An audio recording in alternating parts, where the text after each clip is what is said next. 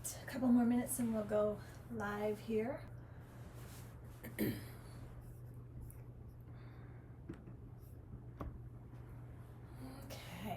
so we're going to do the Tibetan rites as I was taught them, and I've made some modifications over the years. I've been doing it for over 20 years, and I like to consider them more how it would be beneficial for us in our daily life of functioning. So I've added the bridge, and just to clarify the standing pose, I'm not going to do the spin, but I do want to talk about it because there's oftentimes confusion around movements, especially that have been passed down. So sometimes people say do left spin versus spinning to the right. They say that you want to go counterclockwise, and I've seen it both ways. I was taught right spin, but I know for myself and all the practice that I've been doing for many years, and I tell this to my clients, always, always, always check in with yourself.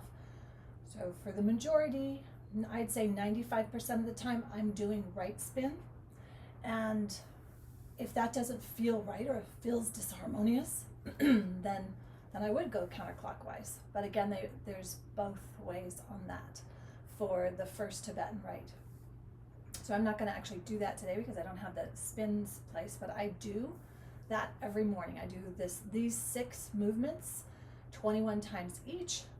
And I also do a simple chant that I began doing with it. Not really a chant, but words that I will state each time I do that. It kind of keeps me on track as opposed to counting 21 times. And you're welcome to use it if you like it. If not, toss it out. But these movements are a great way to get your day started. So for our purposes, I'll just stand and show you or I'll just be on my knees to show you. We would take the arms out, and then you can either do right spin, turn to the right all the way 360 degrees, and you can start with 1. If you get really dizzy doing that, find a spot in the room that's not moving and focus on that, and then come back around to that spot, and come back around to that spot. That will help with dizziness. The more you do it, the less dizzy you'll get. I think it helps with proprioception and our vestibular, our inner brain, inner ear functions. So I really like that one. Okay, the next one that I do, and I will go backwards. Some of them just do one, and they do them in a certain order. I change up my order depending on what my body's feeling like. So we're going to start on our backs, and we're going to take this movement with the leg raises. This would traditionally be the second rite in the Tibetan rites. So you're all the way on your back, and the legs are out straight. I modify it by putting my hands, palms face down, with the thumbs touching but not hooked, under or stabilizing that sacral bone. So that way there's no pressure on the back, and you can still keep really solid through here. So you're going to begin, we take traditionally both legs up, but if you're not there yet, just take one leg at a time. Like my boys right now are just doing one leg at a time, okay? So the breath with that would be inhaling, tuck the chin into the chest right there, same breath, and then exhaling. So you're pulling the breath into the solar plexus, and you're holding it for just a moment. You want to pull that breath into the solar plexus. Fear is an energy that gets stuck in the solar plexus, so this is a really important piece of the work, is to use the breathing. In the solar plexus, you want to breathe, so think breathing, pull the breath in, and then we're going to hold that breath there. We're not going to take any more breath in or out while the legs raise and then lower, but we're shifting the breath to come into the lower belly and then up into the chest as we do that. Don't worry too much about it. Just take the deep breath into the solar plexus, raise the legs, lower the legs, head down, exhale, let everything out. So that's 1 repetition. We would normally do that 21 times, but today you may not be there. Maybe after the pandemic and being sequestered, you can practice and get to that point. But today, just do what you can do with proper form and that feels really good. So I'm going to do 7 right now, and I'm going to use my statement that I use or my words that I use.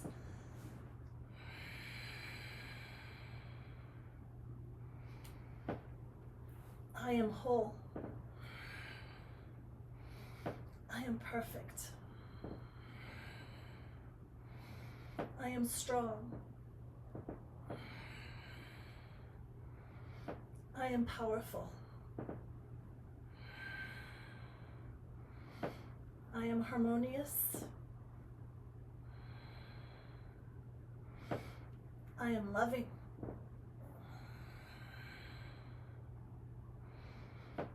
And I am happy, healthy, wealthy, wise. Okay, so I do that 7, and then I do the happy, healthy, wealthy, wise, because then I know I've done 7. And then I'll repeat that a second time and a third time. I move quite a bit faster than that, but you don't have to. You want to build up to this. I've been doing this 20 plus years, so start with one of those. If you just did these 5 or 6 rites every day, I think it would change your life. And I can tell you it changed mine. So, and I have a full handout of the pictures of them. If you want to grab that, you can get that at yogalachi.com. So then the second one that I go to traditionally is right from there, because I'm already down, we would go to the bridge. So from this position, we're going to zip up and press up into that bridge position. I tend to bring my arms open because I want to make this more functional and support the body of what we do every day, which is a lot of sitting and the shoulders hunched. So with the same type of thing, we're raising and lowering with the core. So we're moving from the core. And I'm doing a different breathing because this moves much faster. So I'm just extending, creating strength through the glutes. And this massages in the upper back as we go up and down, okay? So you want to be stabilizing through your core doing those bridges. Start with 1. If 1 feels good, do 2. If 2 feels good, do 4, and so on. And try to build up to that 21. From there, I go straight to the next one, which is, actually this is usually traditionally the 3rd in the rites, 3rd or 4th. So this is the table. You're going to drop those shoulders down, and oftentimes it's started this way, but if your arms aren't quite there, like mine aren't, then this is a little bit difficult. But we're sitting tall, we're up on our sits bones, like I've traditionally been teaching, zip up, and then we're going to go into the tabletop, but the head looks up to the sky, and then we raise up. It actually feels so good. So let's just try a few of those, and I'm going to give a few modifications. So if this is just impossible because you're super tight in the shoulders, I totally get it, then just start really easily by leaning back and opening up the chest. That's really what this is about, is to open up those shoulders and the chest. So if it's just doing this, maybe there's a little bit of excess weight, so it's hard on the wrists. I totally understand that. So don't lift your bottom up yet.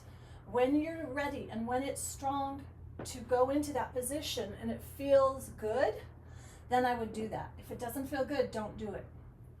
So the breathing would be inhaling up and down. Pretty simple. Of course, you want to breathe. And I pull the breath a little bit deeper into my lower dantian, so around the belly button. And I'm going to do those words again, and I'll let you know by the time I've done this one. I've done it 10, 15 times as a cycle, and here's what I say from there. Rider is whole and perfect and strong. And so my intention is going to rider right now with those words. And powerful and loving and harmonious and happy, healthy, wealthy, wise. So if I'm doing that 21 times, my second ritual of speaking would be to either Dax, my son, or to other people. And then further on out, by the time we get to the next one, we're going to go into a camel now. Same thing, I want to be good form, zipped up, glutes are on. We can place the hands just lower on the lower back to the glutes so that you have connection there. Shoulders are dropped down, inhaling, open, and exhale forward. Inhale and exhale. So once you've got the form down of the camel and it feels good, you don't have to complicate it, you don't have to make it challenging, just do the movement to open up the chest, open up the shoulders, and to strengthen that lumbar, strengthen the glutes. There's a lot of toning going on. Then you can add the words if you'd like. And so I've already covered myself and my family, and then I'm going to go out into the world and I'm going to put the intention every time I do these rites, these movements. I'm going to put the intention out with these words. Words are so powerful. Your body believes every word, and we want to remember our words have energy and emotions behind them. So set your intention with that, and I'm going to set the intention on the world is whole and perfect and strong and powerful and loving, harmonious, happy, healthy, wealthy, wise. So just put those intentions out every time I'm doing that move. Yes, it becomes ritualistic, but that's the game, right? We're living a ritual every day by the way we get up and do things. If our ritual is to get up and make coffee, then it is a ritual or a habit. That's all it is. So we want to start creating more intentional habits, intentional rituals in our lives. This is a great one to do. So the final one, and sometimes, again, I will start this, or it'll be my second movement that I do on the floor, but it's the down dog, up dog, and it's fantastic. So if you're having a little bit of, so for example, I do sprinting and spinning when I'm training for a Spartan race, and sometimes my heels will really hurt. So I prepare my body with the other rites before I do this one, or I'll do this one first to stretch out my calves and hamstrings, so you can do it as well. There's so many benefits to this down dog, up dog, lots of stretching going on. First placement of the hands, fingertips are in the earth, and they are connected intentionally to the earth. Shoulders are pocketed, and you want the scapula attached on the back. You don't want to be rounded in this position, so you want to have that good positioning. And if you're really tight in here, you could even just do cat and cow and forego the up down dog until you're ready to go and have prepared for that. Otherwise, let's go ahead and get into our down dog. So the toes are going to curl under. We're going to lift with our sits bones up to the sky, pressing the heels into the floor. And we're going to wrap, elbows are going to come in slightly, so we don't want them out in a position there. We want them connected so that we've got that nice framework of our body. And again, on the breath, I'm just using that inhale, and I'm setting the intention, either an I am intention or putting that intention out to the world with whole, perfect. If there's someone I have in mind, maybe any conflict, then I would put that there towards them as well, because I want to clear that energy. We're all connected. So this is your up dog. I am off my knees, but you don't have to be if that feels really uncomfortable. Remember, your booty needs to be super strong in this. Don't let that butt turn off. You want to get abs and butt turned on. That's going to help you power this up. Perfect. Strong. Powerful. Loving. Harmonious. Happy, healthy, wealthy, wise. So I would have done that 3 times through, and by that time, you're driving so much power into your body. And your body's hearing those words and feeling those words, directed to yourself, directed to those you love, even directed to those that maybe you don't love so much, or that maybe there's conflict there. But by the time you finish that, you will feel invigorated, alive. Your body will be more released of things, emotions, tension in the body. And that is a good thing. That is a really good thing. So I've got a couple more minutes that I want to talk about energy and emotion in the body.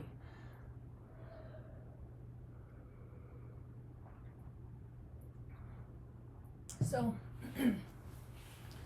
working with the body as I have for dozens of years, decades, this is what I know. Pain, you could be the healthiest person, go running, go exercising, eat the best food, and you could still have disease in the body. And what I know from experience with my clients and with myself is that when there is stuck emotion, buried emotion, hidden emotion, suppressed emotion, somewhere in the body, it will manifest as disease or pain.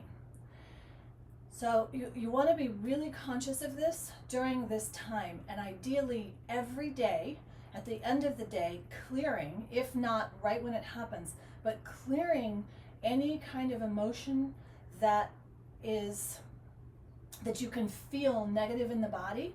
So, and sometimes I will even say this, but fear is the biggest one right now. But if there's anger, that will manifest in the body in different ways. If the fear is such a big one right now because people have fear of the unknown.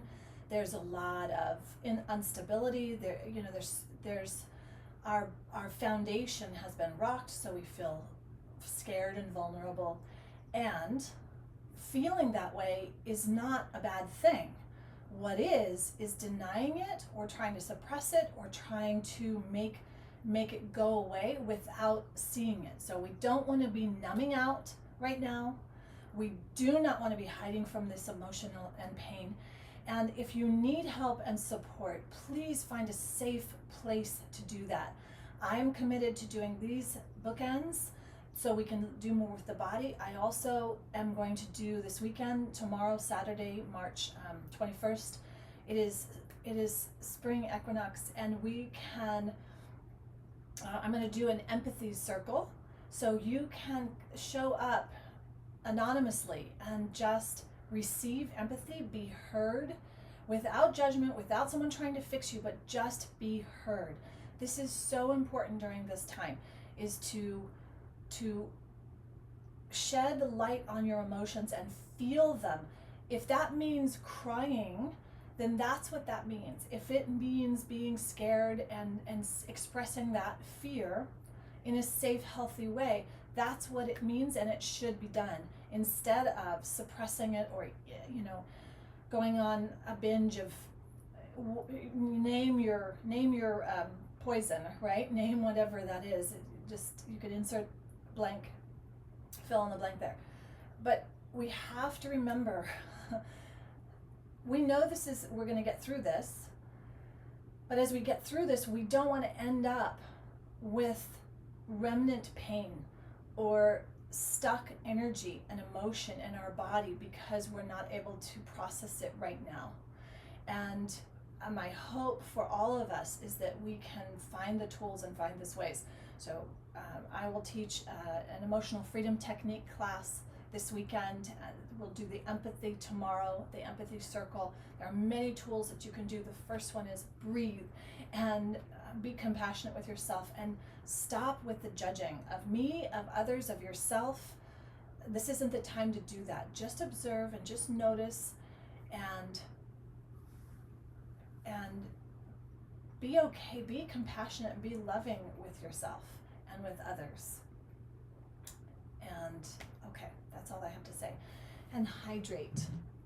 Drink beautiful water. Nature is still here. She is here supporting us right now during this time. We're really lucky to have such a beautiful time in the Pacific Northwest with the sun shining. So I don't know where you are in the world, but taking the moment, taking the time to express gratitude for your life, for your breath, and for the gifts that we take for granted. So much of us we can get into this point where we take the little things for granted. So this is a great opportunity to take the moment and appreciate Okay?